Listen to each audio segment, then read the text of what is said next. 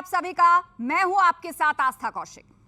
करौली सरकार, एक ऐसा नाम जिनके साथ न जाने कितने चमत्कारों के दावे जुड़े हुए हैं। कोई कहता है करौली सरकार नेगेटिव एनर्जीज को दूर भगा देते हैं, कोई कहता है कि वो कैंसर और ब्रेन ट्यूमर तक का इलाज कर देते हैं, कोई ये कहता है कि वो तरक्की के सारे रास्ते खोल देते हैं। करौली सरकार जब एनर्जी बैलेंस करते हैं तो उनके दरबार में महिलाएं झूमती हुई दिखाई देती हैं, चीखने चिल्लाने लगती हैं, रोने लगती हैं।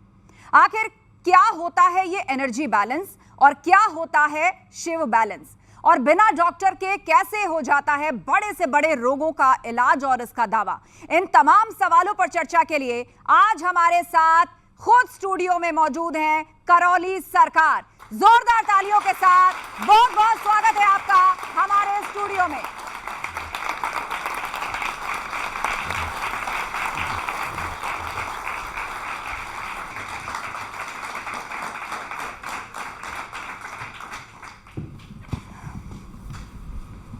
तो आज इस मंच से ढेर सारी बातें होने वाली हैं। हमारे साथ ऑडियंस भी मौजूद है, उनका भी यदि कोई सवाल या जिज्ञासा है तो मेरा अनुरोध है जब मैं आपकी तरफ आऊं तो आप लोग अपने हाथ ऊपर उठाइएगा। हम आपके भी सवाल लेंगे और जो भी जिज्ञासा है आपके मन में करौली सरकार तक हम जरूर लेके जाएंगे। आज का ये पूरा एपिसोड और पूरा सेशन बहुत ही इंटरेस्टिंग होने वाला है, क्योंकि जब भी आपने करौली सरकार को टेलीविजन पर देखा होगा, बहुत सारी तस्वीरें देखी होंगी, उन पर बहुत सारी चर्चाएं बाहर होती हैं, विज्ञान के ज़माने में कई सारे सवाल भी उठते हैं। और आजकल हम देख रहे हैं कि आध्यात्मिक जीवन की बात की जाए या फिर आध्यात्मिक जगत की बात की जाए, ऐसे बहुत सारे साधु संत महात्मा हैं जो अलग अलग तरीकों से लोगों का कल्याण करने का दावा करते हैं। और हमारे बीच में करौली सरकार भी हैं, उस पर हम बातचीत करें। लेकिन मेरा पहला सवाल आपसे यही है कि संतोष सिंह भदौरिया से लेकर करौली सरकार तक ये जो सफर था ये कैसा रहा? कानपुर से निकलकर आज आप करौली सरकार के रूप में इतना विख्यात हैं, तो सबसे पहले तो ये कि आपकी रुचि इस ओर कैसे जागी, उसके बारे में आज आप आम जनता को बताएं। नमस्कार जी। मैं करौली शंकर, अपने परम पूज्य गुरुदेव पंडित श्री राधारमण जी मिश्र का शिष्य और अपनी माता माँ कामरू कामाख्या माता महाकाली का पुत्र करौली शंकर, आप सभी का बहुत बहुत स्वागत, अभिनंदन भी करता है कि आपने इस मंच पे हमें समय दिया। इसके लिए बहुत बहुत धन्यवाद। दूसरा आपने प्रश्न किया जी। नाम से लेकर के जी। और करौली शंकर तक का सफ़र, आपकी रुचि कैसे हुई, आध्यात्मिक जीवन के प्रति झुकाव कैसे हुआ, और शुरुआत में किस पद्धति को आपने फॉलो किया? हम देखते हैं कि ये रुचि सब में है। हाँ। मुझ में भी थी। स्वाभाविक रूप से हर व्यक्ति स्वस्थ रहना चाहता है और दूसरों को भी स्वस्थ रखना चाहता है, स्वयं सुखी रहना चाहता है और सभी को सुखी रखना चाहता है। ये हर व्यक्ति की चाहना है। अब वो अलग बात है कि सुखी आदमी नहीं रह पाता है या सुखी नहीं रख पाता है, इच्छाएं घेर लेती ये उसके संस्कारों पर निर्भर है, ये उसकी शिक्षा पर निर्भर है कि वो कर पाता है या नहीं कर पाता है। जैसे एक ये पीछे वाक्य लिखा है, करौली सरकार का चमत्कार लोक, मैं इसका पुरजोर तरीके से खंडन करता हूँ।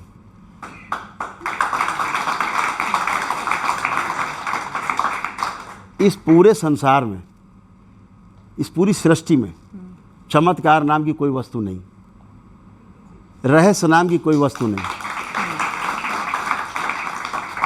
भूत प्रेत नाम की कोई वस्तु नहीं है ही नहीं।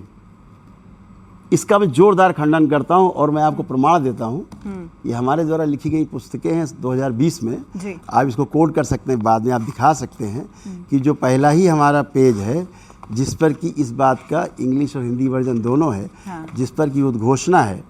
अगर 4 लाइन आप ऑडियंस को पढ़ के सुना देंगे तो और स्पष्ट हो जाएंगे कि दरबार की ऑडियोलॉजी क्या है। इसमें पहली लाइन वही लिखी गई है जिसका जिक्र करौली सरकार जी ने अभी किया कि अस्तित्व में रहस्य या चमत्कार जैसी कोई वस्तु या घटना नहीं होती, बल्कि जो भी होता है वो प्रकृति के नियमों के अनुसार ही होता है। और प्रकृति का आशय ईश्वरीय रचना और प्राकृतिक व्यवस्था का आशय ईश्वरीय विधि विधान से है। तो अगर ये सब कुछ ईश्वर के विधि विधान से हो रहा है और आप कह रहे हैं कि चमत्कार जैसी कोई वस्तु नहीं है, तो गंभीर से गंभीर बीमारियों का इलाज, फिर आखिर विज्ञान और डॉक्टर किस काम का है?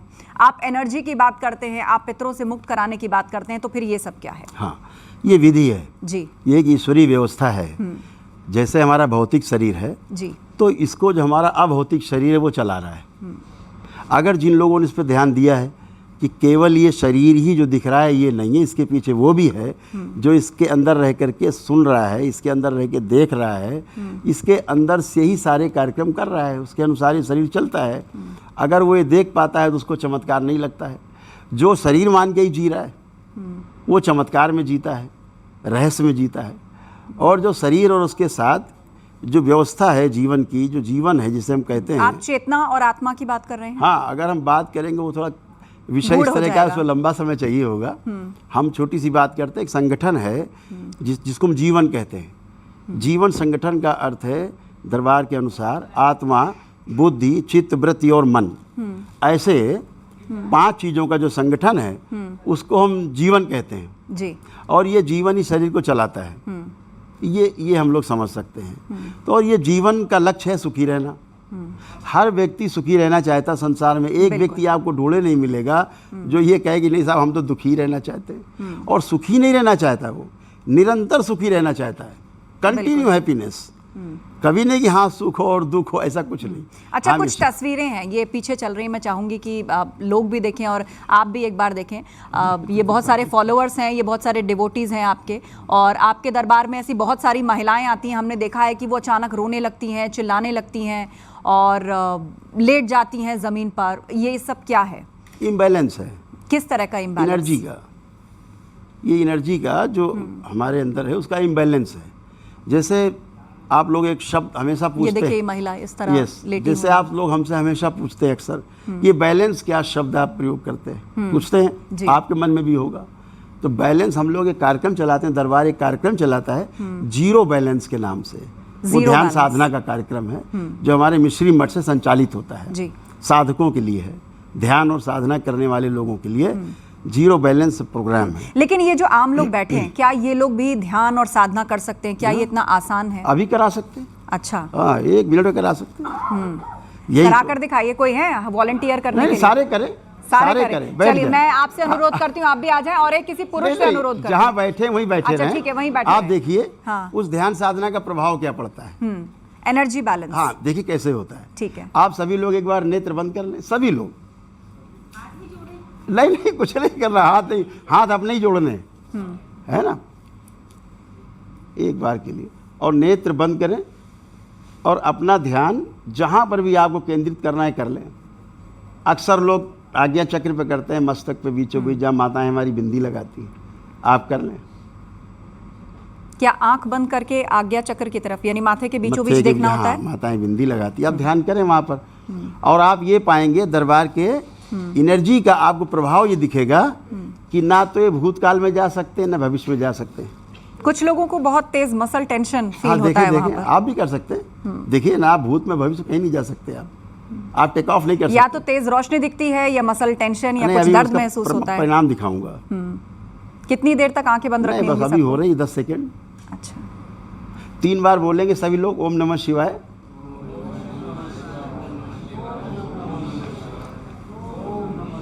सभी लोग नेत्र खोल देंगे, सभी लोग। अब देखिए इसका प्रभाव क्या पड़ा। परिणाम आना चाहिए ना। बिल्कुल। तो जितनी हमारी माताएं बहनें बैठी हैं, हम सब भाई बैठे, बच्चे बैठे हैं, अब आप सभी जिसको आप दुनिया में सबसे खराब आदि मानते हो, जिसके लिए आपको रोज विचार आता हो कि ये आदि बहुत खराब है, ईश्वर करे ऐसा हो जाए वैसा हो जाए, उसके बारे में भी आप सोच के देखिए। कोई एक निगेटिव थॉट्स कि आपको आ रहा है, आप देखिए, खूब प्रेम से अपने में देखिए। आप भी देख सकते हैं, वो आपके साथ भी हो चुका है, आपने किया नहीं फिर मैं अलग तरह की साधना में उस वक्त, लेकिन हाँ इसके बाद मैं जरूर कोशिश करूंगी और आपके साथ बैठ के कुछ समझूंगी भी। तो अभी सभी देखेंगे, इन्हें किसी को एक निगेटिव थॉट्स नहीं आ रहे हैं। पूछ लीजिए, आप पूछिए, बताइए आप लोग, किसी को कोई निगेटिव थॉट्स आ रहा है किसी के लिए हैं?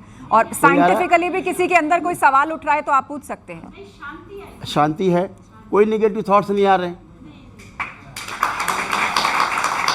चलिए, ये तो रही लोगों की बात।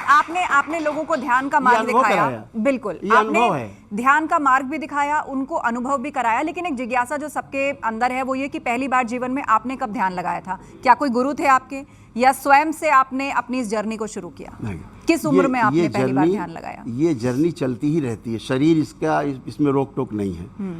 ये शरीर तो आते जाते रहते हैं जी। जर्नी शांत नहीं होती, जर्नी चलती रहती है। ये शरीर तो एक पड़ाव होता है, फिर अगला पड़ाव कोई शरीर होता है किसी का। पीछे तमाम पड़ाव शरीर के रहे नाना प्रकार की योनियों में, तो उसकी बात ही नहीं है। ये जर्नी ये आप पैदा हुए शुरू हुई ऐसा नहीं है।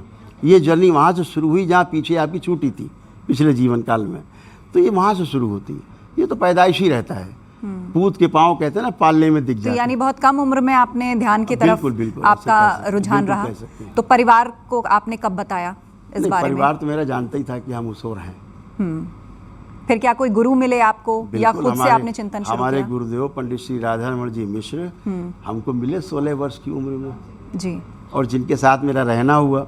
जब वो 111 वर्ष की उम्र में उन्होंने जीवित समाधि ली, तब तक मेरा उनके साथ रहना हुआ।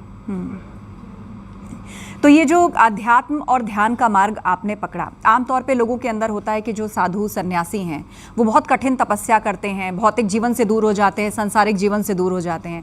लेकिन अब सब ये पूछ रहे हैं कि एक समय ऐसा था, बहुत कठिन जीवन आपका रहा कि शायद घर चलाने के लिए भी बमुश्किल ही पैसे हो पाते थे, पर अब उस स्कूटर से लेकर रेंज रोवर तक ऐसा नहीं है। ये सफर यहाँ तक आप कैसे पहुंचे? मैंने जब होश संभाला तो मैं कार पे ही था।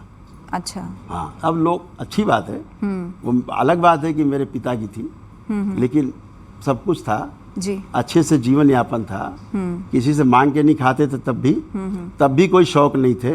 आज भी कोई शौक नहीं है कि धर्माचार्यों की तरह तमाम अंगूठी और तमाम कंठी माला और सोना चांदी रगड़ के बड़े बड़ा मुंह पेंट पोत के, ऐसा आज भी नहीं। जैसे कल था वैसे आज भी हूँ। एक छोटा सा धोती है, एक छोटी सी बनियान पहन रखी है, और कुछ है भी नहीं। मेरे तो कोई शौक नहीं। अगर मुझे चलना पड़ता है रोज 200-400-500 किलोमीटर, हाँ। और अगर हम कोई अच्छी गाड़ी का प्रयोग करते हैं तो इसमें आपत्ति क्या है? लेकिन देश है तो अलग अलग तरह के लोग हैं, अलग तरह के विचार रखते हैं, लोगों को राजनीति भी होती है, फिर वो सवाल पूछते हैं कि भाई बाबाओं को तो एक पैसा नहीं लेना चाहिए। उनको क्या मोह इस बात से? एक परसेप्शन इस देश का बहुत खराब बना हुआ है कि अगर साधु है, अगर बाबा है तो भिखारी की तरह दिखना चाहिए।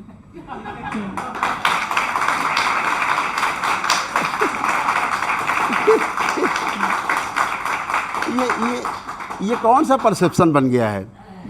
अगर हमें आज यहाँ से बेंगलोर पहुँचना है तो क्या पैदल जाऊँ मैं?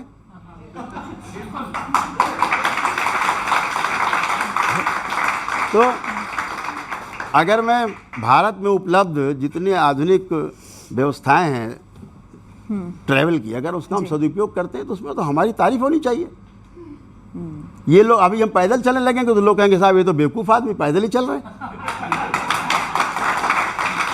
अच्छा, एक तस्वीर हम आपको दिखाते हैं, वो तस्वीर जरा पीछे लगाइए। आप ये भी दावा करते हैं कि आप कैंसर का इलाज कर देते हैं और कैंसर की स्टेज 4 से मरीज का इलाज कर देते हैं। ये तस्वीर देखिए आप, देखिए कौन बोल रहा है कैंसर, और इनकी जो इस वक्त हालत है वो बता रही है कि ये किस कदर जूझ रहे हैं इस बीमारी से। इसको चलाइए, देखिए मैं बता रहा हूँ कैंसर ठीक किया, ये वो कह रहा है कि मेरा कैंसर ठीक हो गया है। बात करिए, अगर वीडियो चला सकते तो देखिए। नहीं, ये मैं कह रहा हूं, ये वीडियो वैसे कई बार लोगों ने देखा होगा क्योंकि आपके पंडाल में ऐसे काफी लोग आते हैं। लेकिन सवाल ये है कि आप इनका इलाज कैसे कर देते हैं? स्टेज 4 का कैंसर, तो अब सवाल उठता है कि क्या विज्ञान किसी काम का नहीं है? देश के सबसे बड़े डॉक्टर्स ने, मैं पहचान रहा हूं सज्जन को, दरबार के भक्त हैं जी, देश के सबसे बड़े डॉक्टर्स ने, ये मेरे सामने जब इस समय आए, इसका वीडियो होगा आपके पास, तो इन्होंने कहा गुरुदेव आप मुझे पहचान रहे हैं? मैंने कहा नहीं, शरीर से तो नहीं पहचान रहे, वैसे जान रहा हूँ कि आप दरबार से जुड़े। तो बोले मैं वही हूँ जो टावल लपेट के आया था, मेरा इतना सड़ा हुआ मेरा मुंह था, इतना सड़ा हुआ, टावल लपेट के आया था मैं 2 साल पहले आपके समझ। आपने कहा था अरे वैदिक प्रक्रिया करो, ये तमाम जड़ से चीज़ें अपने आप चली जाएंगी तुम्हारे प्रार्थना संकल्प से। और डॉक्टर ने कह दिया था कि तुम 15 दिन में 20 दिन में मर जाओगे, तब आया था मैं। तो सवाल यही है कि आपने इन्हें स्वस्थ कैसे किया? देश के सबसे बड़े डॉक्टर्स इनका इलाज कर रहे थे। जब ये गए, यही सवाल उनसे पूछा उन्होंने, डॉक्टर साहब मुझे आप पहचान रहे हैं? उनका नहीं, तो पुरानी फोटो दिखाई। मैं अरे ये कैसे हो गया? जब मामा दरबार गया था, मैंने ये प्रार्थना की, संकल्प किए, वो प्रक्रिया की वैदिक सनातन वैदिक पद्धति से गुजरे और मुझे तो आराम हो गया। अरे क्या ये सब नहीं मानता मैं, तो बोले फिर आप नहीं मानते, आपने तो बोला था कि 15 दिन में मर जाओगे, मेरे तो 2 साल हो गए। तो आपने कैसे इलाज किया इनका? इलाज कैसे किया आपने इनका? मैं नहीं करता। दरबार की सनातन वैदिक पद्धति है जो हमारे ऋषि मुनियों से चली आ रही है, आज से नहीं चली आ रही है, युगों युगों से वो सनातन वैदिक परंपरा पद्धति मौजूद है। क्या ये कोई योग है या कोई ध्यान है या फिर एक वे ऑफ लाइफस्टाइल है जिसके जीने से कुछ क्योर होता है? मैं उसको स्पष्ट कर दूं जी। ये सनातन वैदिक पद्धति है, परंपरा है, हमारे जीने के काम में आती है, इसके बगैर आदमी जी नहीं सकता। जो हमारे ऋषि मुनियों ने विज्ञान उस समय दिया कि भाई ये आप करके जिंदा रह सकते हो, स्वस्थ रह सकते हो, आनंदित रह सकते हो, उसको हम भूल गए, हमारी शिक्षा से दूर हो गया। हमारी शिक्षा में शामिल नहीं विद्या, हमारे संस्कारों में शामिल नहीं है, हमारी मूल्य शिक्षा भी गायब है, हमारे